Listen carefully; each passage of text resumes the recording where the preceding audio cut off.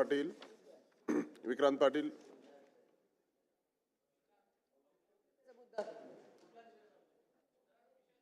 Panvel ST आगाराचा मला दिला नाही. पण पनवेल, सन्माननीय सभापती महोदय, पनवेल भागातील नागरिकांच्या जिव्हाळ्याचा प्रश्न हा पनवेल बस डेपो आणि गेल्या 15 वर्षापासून हे काम त्या ठिकाणी रखडलेलं आहे. वारंवार या विषयात पाठपुरावा झालेला आहे, पण हे काम BOT तत्वावरती करण्याचं प्रस्तावित आहे. परंतु ECचा क्लिअरन्स आणि अन्य गोष्टीमुळे आणि कंत्राटदार व्यवस्थित लक्ष न घालत असल्यामुळे हे काम रखडलेलं आहे. या विषयात वारंवार बैठका झाल्यात, परंतु यात काही उत्तर जे अपेक्षित आहे ते आलेलं नाही. त्यामुळे या विषयात तात्काळ कारवाई होणं गरजेचं आहे. आणि यामध्ये जर का EC क्लिअरन्समध्ये हाईटमुळे अडचण येत असेल तर याचं मॉडेल बदलून याला PPP मॉडेल किंवा सरकारने स्वतःच्या निधीतून हे करणं, हे जर करू शकलो तर हाईट जास्त वाढवण्याची गरज नाही, कमी हाईटमध्ये होऊ शकेल. ECच्या क्लिअरन्सची गरज लागणार नाही आणि पनवेलकरांचा हा प्रश्न सुटेल. कारण लाखो नागरिक ह्या पनवेलला येत असतात. पनवेल हे भौगोलिकदृष्ट्या खूप महत्त्वाचं ठिकाण आहे. त्यामुळे हा बस डेपो तात्काळ होण्याच्या संदर्भात माझी मागणी आहे. दादा रोकेचे. सभापती महोदय, वर्धा जिल्ह्यातील आर्वी तालुक्यामध्ये लोअर वर्धा प्रकल्प उभा झालेला असून त्यावेळी आर्वी तालुक्यातील 19 गावे बुडी क्षेत्रामध्ये गेलेली असणे, त्यामध्ये वाठोडा, भाईपूर, अंबिकापूर, रामपूर, ऐरवाडा, इटलापूर, हैबतपूर, वागदा, भादोड, पिपरी भाईपूर, पिपरी भुतळा, निंबोली, नेरी, मिर्जापूर, अंतरडो, बोरगाव हातला, वाळुणा ठाकरे आणि सर्कसपूर असे एकूण 19 गावे लोअर वर्धा प्रकल्पाच्या बुडी क्षेत्रामध्ये येत असणे, लोअर वर्धा प्रकल्पातील एकूण 19 गावाचा 18 नागरी सोयीसुविधा पूर्ण करण्याकरिता किमान 30 कोटी रुपये मंजूर करून उपाययोजना करण्याबाबत या विषयावरील औचित्याच्या मुद्द्याच्या माध्यमातून मी शासनाचे लक्ष वेधतो व यावरील तात्काळ कारवाई करण्याची अपेक्षा करतो. धन्यवाद. उमाताई खापरे. सभापती महोदय, पिंपरी चिंचवड महानगरपालिकेअंतर्गत पिंपरी चिंचवड शहरातील येणारी मिळकत नोंदणी फी सन 2022 रोजी पर्यंत 1500 इतकी आकारण्यात येत होती. परंतु ती मिळकत नोंदणी आता मार्केट व्हॅल्यूनुसार 60% घेतली जात असतानाच पुन्हा एकदा 0.5% घेत असल्याने सर्वसामान्य नागरिकांना मोठा आर्थिक फटका बसत आहे. पिंपरी चिंचवड महानगरपालिका परिसरात 80% लोक गोरगरीब असल्या कारणाने सरासरी उत्पन्न 50 ते 20 हजार असे आहे. त्यांना मार्केट दराने 7.5% स्टॅम्प ड्युटी शक्य होत नसल्याने पूर्वी इतकीच मिळकत नोंदणी फी आकारावी असा औचित्याच्या मुद्द्याच्या माध्यमातून मी इथे मांडत आहे. दुसरा एक आहे एकनाथ खडसे. दुसरा एक आहे औचित्याचा. एकच खडसे साहेब, तुम्हाला जो मांडायचा तो मांडलाय तुम्ही. खडसे साहेब. सभापती महोदय, अकोट जिल्हा जळगाव, आपला अकोट जिल्हा अकोला येथील गट नंबर 642 मधील जागेवर विकासकाने आवश्यक शुल्क न भरता बेकायदेशीर भूखंड विक्री केलेली असणे, या प्रक्रियेत नगर परिषद प्रशासनाने नियम डावलून बांधकाम परवानगी दिलेली असणे, त्यामुळे मोठा शासकीय महसूल बुडालेला असणे, या अनियमिततेची तातडीने उच्चस्तरीय चौकशी करून दोषी विकासक व अधिकाऱ्यांवर फौजदारी कारवाई करण्याबाबत या विषयावरील औचित्याच्या मुद्द्याच्या माध्यमातून मी आपल्यामार्फत शासनाचे लक्ष वेधतो व यावर कारवाई करण्याची अपेक्षा व्यक्त करतो. घोषणा करतो. आज शुक्रवार दिनांक 12 डिसेंबर 2025 रोजी मान्य केलेला महाराष्ट्र विधान परिषद नियम 101 अन्वये विशेष उल्लेख सूचना सभागृहाच्या पटलावर ठेवल्याची मी घोषित करीत आहे. लक्षवेधी क्रमांक 1 विक्रांत पाटील. काय लक्षवेधी क्रमांक 1 पटलावर ठेव. आपल्याप्रमाणे. सन्माननीय सभापती महोदय,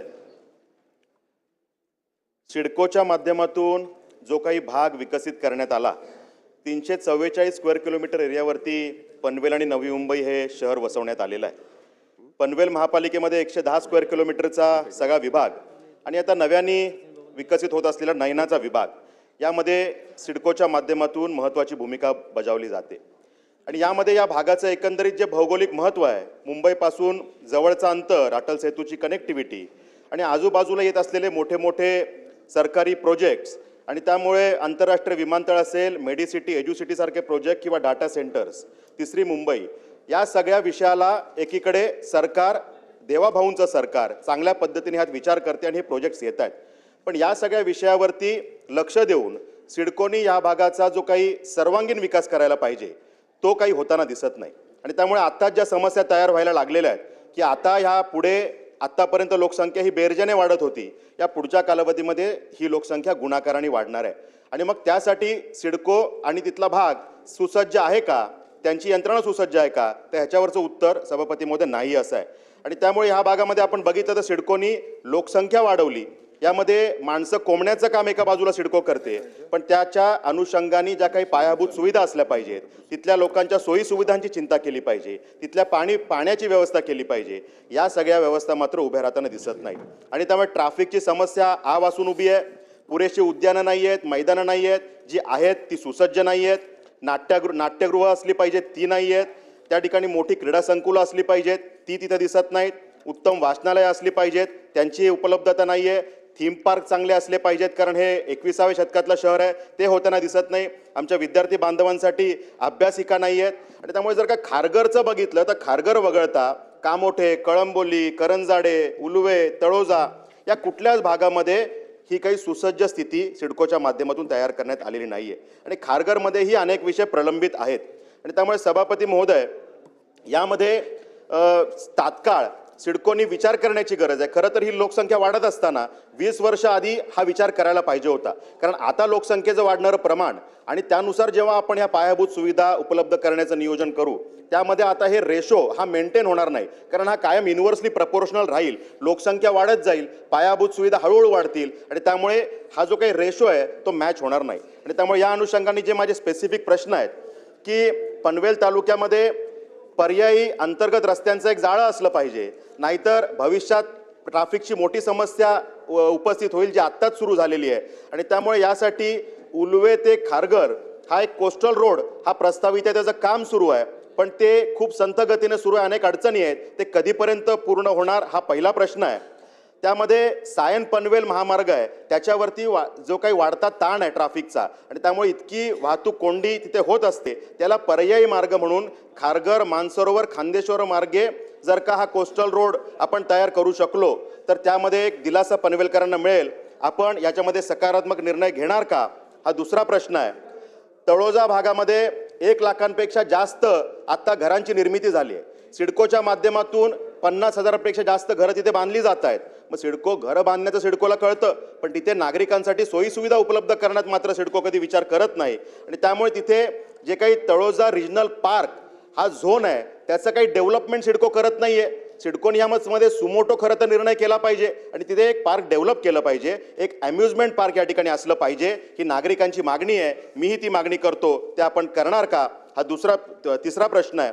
यामध्ये सन्माननीय सभापती महोदय, खारघरमध्ये सेंट्रल पार्क हे एक उत्तम पार्क डेव्हलप होणं अपेक्षित होतं.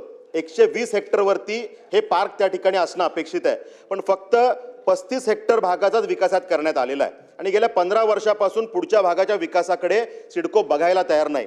यात नक्की झारीतले शुक्राचार्य कोण आहेत हे त्या ठिकाणी शोधून काढलं पाहिजे, कारण गोल्फ कोर्स हे त्याच्या बाजूला आहे, ते 100 हेक्टर जागेवरती आहे. ते विकसित झालं म्हणजे श्रीमंतांचा खेळ गोल्फ कोर्स, त्यासाठी विकसित करायला सिडको पुढे येते. पण आमच्या गोरगरीब जनतेसाठी एखादं उत्तम पार्क असलं पाहिजे, पर्यटनाचं एखादं ठिकाण त्या ठिकाणी व्हायला पाहिजे. यासाठी डिझनीलँडच्या धर्तीवरती एखादं अम्युजमेंट पार्क व्हावं हे सिडकोच्या विचाराधीन होतं, पण 15 वर्ष हे होत नाही. हे का होत नाही याचं उत्तर त्या ठिकाणी मिळालं पाहिजे. आणि हे कधीपर्यंत विकसित होणार याची टाईम बाउंड आपल्याला दिशा मिळाली पाहिजे, हा त्या ठिकाणी चौथा प्रश्न आहे.